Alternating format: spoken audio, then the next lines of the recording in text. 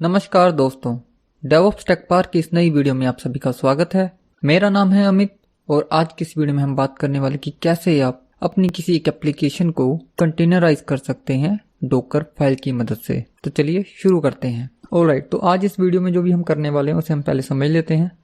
तो सबसे पहले हम एक लिनक्स OS पे चलने वाली एक वेब एप्लीकेशन को समझ लेते हैं। तो हमारे पास एक वेब सर्वर होगा, कॉन्फ़िगरेशंस होंगी जो भी आपने अपाचे nginx यूज़ किया, और एप्लीकेशन का डेटा होगा आपका इंडेक्स HTML या जो भी आपने टेम्पलेट यूज़ किए हैं या फिर कोई भी वेब एप्लीकेशन आप चला रहे हैं। तो उस सारे कंटेंट को हमें यहाँ पे कैसे कंटेनराइज करना है देखते हैं। तो सबसे पहले हम वेब सर्वर, तो वेब सर्वर को मैं यहाँ पे यूज़ करूँगा। एक बेस इमेज ले लेंगे किसी भी एक वेब सर्वर की। कॉन्फ़िगरेशंस के लिए हम क्या करेंगे, जो भी कॉन्फ़िगरेशन मुझे nginx में मॉडिफिकेशन चाहिए होंगी वो मैं ऑलरेडी अपने सिस्टम में यहाँ पे रख लूँगा, और जैसे ही डॉकर के इमेज को बिल्ड करेंगे हम तो उस कॉन्फ़िगरेशन को कॉपी कराएंगे हमारे इमेज के अंदर। और उसके बाद एप्लीकेशन का डेटा, अब यहाँ पे अगर जो आपका डेटा जैसे कि अभी हमारे वाले एग्जांपल के अंदर क्या है, एक सिंपल इंडेक्स पेज है, तो वो तो आप इमेज का हिस्सा बना सकते हैं, कोई ज़्यादा स्पेस नहीं ले रहा। लेकिन अगर जो आपकी एप्लीकेशन बड़ी है या फिर डाटा जो है वो डायनेमिक है तो आप प्रेफर करें कि वॉल्यूम अटैच करके, तो आपको वो उसे इमेज का हिस्सा बनाने की ज़रूरत नहीं है। तो टाइम को बचाने के लिए मैंने पहले ही एक जो डॉकर फाइल है उसे तैयार कर लिया है। तो जैसे कि हमने पिछली वीडियो में बात की थी कि पहला जो कंटेंट होगा वो होगा फ्रॉम। तो फ्रॉम में हमने क्या किया, एक nginx की बेस इमेज ले ली है। लेबल, जो लेबल हैं वो बेसिकली बिल्कुल वैसे ही हैं जैसे कि आप AWS के अंदर टैग्स यूज़ करते हैं रिसोर्सेज के साथ। तो की वैल्यू पेयर के अंदर जैसे टैग्स होते हैं, वैसे यहाँ पे हम क्या कर रहे हैं, की प्रोवाइड कर रहे हैं मेंटेनर, और उसमें हमने वैल्यू ऐड कर दी है ताकि आप लोगों को हमारे चैनल का नाम याद रहे। और उसके बाद कॉपी, तो ये यहाँ पे मेन काम शुरू होता है कॉपी। लोकल डायरेक्टरी से जहाँ पे आपने प्रोजेक्ट रखा है अपने, जहाँ पे आप डॉकर फाइल बिल्ड कर रहे हो, वहाँ पे ये रूट समझेगा उसे। उसके बाद करंट डायरेक्टरी से जो भी चीज़ आप कॉपी करवाना चाहते हैं उसे वो कॉपी करके ले आएगा आपके डॉकर की इमेज में, जो भी आप कस्टम इमेज बना रहे हो। तो कस्टम इमेज में मुझे लोकेशन कहाँ पे चाहिए, मुझे ये चाहिए /etc nginx conf के अंदर। तो क्योंकि nginx की कॉन्फ़िगरेशन है, तो एप्लीकेशन का जो पहला रूल हमारा था कि हमें पहले एक वेब सर्वर चाहिए था, वो हमारे पास यहाँ से आया। उसके बाद हमें इसे कॉन्फ़िगर करना था, वो हमने यहाँ पे किया। कॉन्फ़िगरेशन जो हमने पहले रख ली थी अपने सिस्टम पे और हम उसे कॉपी करवा रहे हैं। उसके बाद मुझे एप्लीकेशन का डेटा चाहिए, तो एप्लीकेशन का जो डेटा है वो मैंने स्टेज पे क्या किया, कॉपी किया। ऐप डायरेक्टरी को कॉपी कर दिया where www ऐप के अंदर। और उसके बाद वर्क dir, जो वर्क dir है ये बहुत ही इंपॉर्टेंट फ्लैग है। अगर जो आप इस कीवर्ड को यूज़ करते हैं इसका मतलब ये है कि आप इसके अंदर जो भी पाथ बता देंगे उसके बाद वाली जितनी भी कमांड्स होंगी उसी पाथ में एग्जीक्यूट होंगी। तो फॉर एग्जांपल हमने यहाँ पे रन लिखा, तो ch कमांड जो लगाई है वो कहाँ पे एग्जीक्यूट होगी, वो इस लोकेशन में एग्जीक्यूट होगी। अब फर्दर उसके अंदर जो भी डायरेक्टरी और जो भी आप आगे स्पेसिफाई कर रहे हैं आर्गुमेंट, उसके अकॉर्डिंग वह काम करेगा। तो जैसे कि where www के अंदर ये ऐप डायरेक्टरी थी यहाँ पे, तो हमने जब ये ch कमांड लगाई तो हम सिर्फ ऐप डायरेक्टरी पे ही लगा रहे हैं। उसके बाद एक्सपोज, मैंने पिछली वीडियो में बताया था कि एक्सपोज क्या कर रहा है, जस्ट एक बता रहा है, एक मेटा डेटा ऐड कर रहा है कंटेनर में। जब आप अपनी इमेज को रन करेंगे, कंटेनर चला देंगे आप अपनी इमेज से, कस्टम इमेज से, तो डॉकर PS जब आप करेंगे, चेक करेंगे, या फिर आप डॉकर जो भी कंटेनर चला उसे इंस्पेक्ट करेंगे, तो आपको उसकी आउटपुट में ये दिखेगा कि हाँ ये जो कंटेनर है ये इस पर्टिकुलर पोर्ट पे काम कर रहा है। और उसके बाद CMD सिर्फ एक ही बार होता है, मैंने पिछली वीडियो में बताया था। तो हमने अपना जो एप्लीकेशन था वो तो हमने सारा कुछ कर लिया, कंटेंट भी कॉपी कर लिया, परमिशंस भी सेट कर दी, कॉन्फ़िगरेशन भी सेट हो गई हैं। और एट द एंड हमें क्या करना है, nginx को रन करना है फोरग्राउंड में। तो हम क्या करेंगे, यहाँ पे डेमन को ऑफ करके इसे एग्जीक्यूट कर देंगे, जैसा हमने शायद पिछली वीडियो में भी किया था। और अब मैं इसे सेव कर देता हूँ। डॉकर बिल्ड कमांड लगा देंगे, डॉट लगा देंगे, नाम दे देंगे माई ऐप, -t लगाना भूल गए हम, तो टैग दे देंगे -t।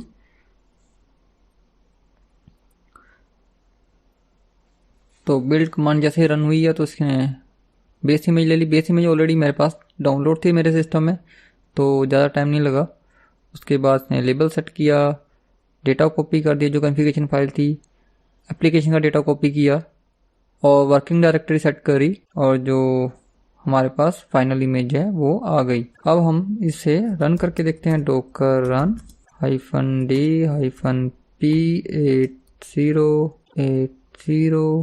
-p808081 पे चला लेते हैं चलिए, और कंटेनर के पोर्ट 80 को, कंटेनर इमेज का नाम हमारे माई ऐप, तो इमेज का नाम स्पेसिफाई कर दिया, रन कमांड हमने स्पेसिफाई कर दिया। एग्जीक्यूट करके देखते हैं, कंटेनर रन हो गया है। तो वेरीफाई करने के लिए हम इसे ब्राउज़र में ओपन करके देखते हैं। तो इसे ब्राउज़र में ओपन करके देख लेते हैं, लोकल होस्ट 8081।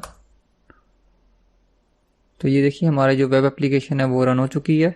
अभी हमने जो कुछ किया उसमें अब कुछ मॉडिफिकेशंस करते हैं। तो दोस्तों मैंने अभी क्या किया कि जो डायरेक्टरी यूज़ कर रहे थे, ऐप डायरेक्टरी सोर्स कोड के लिए जिसमें हमने इंडेक्स फाइल बनाई थी, उसी को क्लोन करके एक और डायरेक्टरी मैंने बना दी है ऐप2 के नाम से, और इसके अंदर हमने इंडेक्स फाइल को चेंज कर दिया है। ओके, तो अगर जब इसका कंटेंट चेक करें तो यहाँ पे मैंने एक एक्स्ट्रा वैल्यू डाल दी है ऐप2। तो इसका क्या यूज़ है मैं आपको बताता हूँ थोड़ी देर में। तो हम डोकर फाइल के अंदर कुछ और पैरामीटर ट्राई करने वाले हैं। तो डोकर फाइल को भी मैंने थोड़ा अपडेट किया। तो आपको ये पहले जो हमने डोकर फाइल यूज़ करी थी इमेज को बिल्ड करने के लिए, उससे थोड़ी सी अलग लग रही होगी। तो इसमें जो अलग चीज़ें हैं वो ये है ARG आर्ग्यूमेंट, और इसके अंदर हमने एक वेरिएबल सेट कर दिया। तो आर्ग्यूमेंट क्या है, आप जब डोकर फाइल को बिल्ड करेंगे उस टाइम पे आप इसकी कोई वैल्यू सेट कर देंगे जो ये वैल्यू इस बिल्ड प्रोसेस में यूज़ कर लेगा। तो इसका फ़ायदा हमें क्या हो रहा है इस टाइम पे, तो देखिए जो पहले हमने इमेज को बिल्ड किया था उस टाइम पे हम जो हमारी एप्लीकेशन था उसका जो सोर्स डेटा था, हम उसकी जो लोकेशन थी हार्ड कोडेड कर रहे थे अपने डोकर फाइल में। लेकिन हो सकता है कि उसकी जो लोकेशन है आप चाहते हैं कि ये चेंज होती रहेगी, और जब भी आपको बिल्ड करना है उस टाइम पे आप वो वैल्यू को पास कर सकते हैं। आप हो सकता है कि डेटा भी आपने ऐप1 में रखा है, ऐप2 में रखा है, या किसी और नाम से किसी डायरेक्टरी में रखा, तो वो भी जहाँ भी आपने अपनी एप्लीकेशन का डेटा रखा है वो आप डायरेक्टली मैप करा सकें जब आप इमेज को बिल्ड कर रहे हैं। तो इसे डायनेमिक बनाने के लिए हम यहाँ पे एक वेरिएबल यूज़ कर रहे हैं, और इस वेरिएबल की जो वैल्यूज़ आएगी वो आएगी आर्गुमेंट से। और ये आर्गुमेंट को वैल्यू कहाँ से आएगी, जब आप डोकर फाइल को बिल्ड करेंगे तब आप जो भी आप यहाँ पे वैल्यू भेजेंगे ऐप डेटा के लिए वो वैल्यू पास हो जाएगी इस वेरिएबल में। और एक चीज़ आप यहाँ पे देख रहे होंगे ENV क्या है। तो जैसे आर्ग्यूमेंट है, आर्ग्यूमेंट तो आप जब इमेज को बिल्ड कर रहे हैं उस टाइम पे आप एक वेरिएबल सेट कर रहे हैं, और जिसका काम सिर्फ इमेज के बिल्ड प्रोसेस तक ही रहेगा, उसके बाद वो वेरिएबल ख़त्म हो जाएगा। लेकिन ENV एक ऐसा वेरिएबल है जो बिल्ड कर रहे हैं उस टाइम पे भी इसका यूज़ ले सकते हैं, और जब आपका कंटेनर रन हो जाएगा तब भी आप इसे यूज़ कर सकते हैं। तो मैंने क्या किया, इन्वायरमेंट वेरिएबल में भी हमने एक वेरिएबल सेट कर दिया ऐप डेटा पाथ। तो आपने मान लीजिए बिल्ड करते टाइम कोई भी स्पेसिफिक लोकेशन रखी थी सोर्स कोड की, और आप चाहते हैं कि आपको लोकेशन जो है जब आपका कंटेनर रन करे तो वो लोकेशन आपको कहीं यूज़ करनी है, या फिर आपको अपनी याद रखने के लिए कि हाँ ये लोकेशन जो यूज़ की गई थी इमेज बिल्ड करने के लिए वो कौन सी थी, तो आप उसे एक इन्वायरमेंट वेरिएबल में सेट कर देंगे। जब भी आप कंटेनर रन करेंगे उस इमेज से, तो उसके अंदर अगर जो आप प्रिंट ENV या फिर खाली ENV करेंगे तो उसके इन्वायरमेंट वेरिएबल वो प्रिंट करेगा जिसके अंदर से एक ऐप डेटा पाथ भी होगा। इसके बाद हम इसे अब क्या कर लेते हैं, रन करके देख लेते हैं, दोबारा से बिल्ड करते हैं। तो डोकर बिल्ड कमांड के अंदर डोकर बिल्ड बिल्कुल वैसे ही है, लेकिन अभी जो हमने आर्गुमेंट पास की तो उसकी वैल्यू सेट करने के लिए हमें यूज़ करना है -build -arg। उसके बाद जो भी वैल्यू आपने दी है वहाँ पे सेट की है वेरिएबल की वही वैल्यू होगी, और उसके अंदर कौन सी वैल्यू आप पास करना चाहते हैं। तो मेरे पास अभी ये वाली ऐप डायरेक्टरी, आपने ऐप डायरेक्टरी चेंज कर ली, और हम बिल्ड टाइम पे बता रहे हैं भाई आप यहाँ पे ऐप दे देंगे तो ये ऐप डायरेक्टरी का डेटा लेगा, और ऐप2 कर देंगे तो ऐप2 डायरेक्टरी का डेटा ये लेगा। और हम इसे टैग लगा देते हैं वेब ऐप2। तो देखिए हमारी जो इमेज है वो बिल्ड हो चुकी है। तो कंटेनर को रन करते हैं, docker run -p port specify कर दिया, उसके बाद -d बैकग्राउंड में चलाएंगे, डोकर ps करके देखते हैं, कंटेनर ऐप रनिंग स्टेट में है, और अब इसे ब्राउज़र में चेक करते हैं। तो यहाँ लिख देते हैं लोकल होस्ट 8080, और हमारी एप्लीकेशन लोड हो रही है। तो कंटेनर इमेज को बिल्ड करते टाइम हमने जो वैल्यू आर्ग्यूमेंट के सेट की थी वही वैल्यू उसने उठाई, ठीक है ना। अब इसी कंटेनर में एक बार हम लॉगिन करके देखते हैं, docker exec -it 96 मेरे कंटेनर की आईडी, और अब इसके बाद हम यहाँ पे देखते हैं बैश sh लिख के देखते हैं, sh चल रहा है। तो कई बार जो बैश शेल अवेलेबल नहीं होता sh शेल चलता है, तो हमें sh शेल से एक्सेस मिल गया। अब आपको याद होगी हमने डोकर फाइल के अंदर एक एनवायरनमेंट ENV भी सेट किया था, जिसके अंदर वही वैल्यू आनी चाहिए जो वैल्यू हमने एज ए आर्गुमेंट पास की थी। तो ये वाले जो वैल्यू यहाँ पे गई थी ऐप डेटा के अंदर, यही सेम वैल्यू हमने app data path environment variable के अंदर भी सेट की थी। तो यहाँ पे मैं ANV लिख के करूँ अगर जो एंटर, तो आप ये देखिए ऐप डेटा पाथ जो था, जो वेरिएबल हमने एज एनवायरनमेंट वेरिएबल लिया था, उसके अंदर ये वैल्यू आ गई है। तो ये रन टाइम पे भी अवेलेबल है, लेकिन जो आर्गुमेंट की वैल्यू है वो डायरेक्टली यहाँ पे वैसे शो नहीं करेगा। जो भी वेरिएबल आपने यूज़ किया था आर्गुमेंट के लिए, वो वैल्यू यहाँ पे नहीं होगी। तो अगर जो आपको कोई ऐसी वेरिएबल की वैल्यू सेट करनी है जो आपको कंटेनर के रन टाइम पे चाहिए, तो आप ये यूज़ करेंगे एनवायरनमेंट वेरिएबल। अगर जो आपको बिल्ड करते टाइम कोई वैल्यू चाहिए तो आप यूज़ करेंगे आर्गुमेंट। तो ये सिंपल क्लियर सा कॉन्सेप्ट है, ये आप डिफ्रेंशिएट कर सकते हो अगर जो आप इसे समझ जाएँ तो मैं एक बार कंटेनर से बाहर आता हूँ। अब आपको एक और चीज़ दिखा देता हूँ। डॉकर फाइल क्लियर कर लेते हैं एक बार। तो डॉकर फाइल को दोबारा से एडिट करते हैं, देखते हैं CMD। तो CMD तो हम अभी तक यूज़ कर रहे हैं, और CMD में जो भी कमांड आप स्पेसिफाई कर रहे हैं वो रन टाइम पे एग्जीक्यूट हो रही है। लेकिन अगर आप रन टाइम पे डॉकर रन वेब ऐप 2 कोई दूसरी कमांड एग्जीक्यूट कर देते हैं, मान लीजिए आप लिखते हैं एको हेलो 2, तो जो भी कमांड आप एग्जीक्यूट करेंगे रन टाइम पे वो ओवरराइड कर देगी जो भी कमांड आपने CMD में लिखी। तो मतलब इस बार जब आपने कंटेनर को रन किया तो उसमें कोई भी इंजनक्स नहीं चला, क्योंकि जब आपने रन टाइम पे कोई दूसरी कमांड स्पेसिफाई करी वो एग्जीक्यूट होगी। और अगर जो आप एंट्री पॉइंट यूज़ करते हैं तो उसमें क्या होता है कि जो भी कमांड होगी, अगर जो आप CMD में स्पेसिफाई कर दें या फिर आप रन टाइम पे कोई दूसरी कमांड पास कर दें, वो अपेंड हो जाएगी इस वाली कमांड में। तो पहले एंट्री पॉइंट में जो लिखा है वो एग्जीक्यूट होगा, और उसके बाद जो आप CMD में या फिर रन टाइम पे कोई दूसरी कमांड एग्जीक्यूट करेंगे वो चलेगी। तो एक बार मैं यहाँ पे क्या करता हूँ, CMD को कमेंट कर देते हैं और मैं सेव कर देते हैं, और डॉकर बिल्ड कर लेते हैं इस कमांड को, थोड़ी इस फाइल को, और नाम वही रखते हैं वेब ऐप 2। स्क्रीन क्लियर करते हैं, दोबारा से रन करके देखते हैं।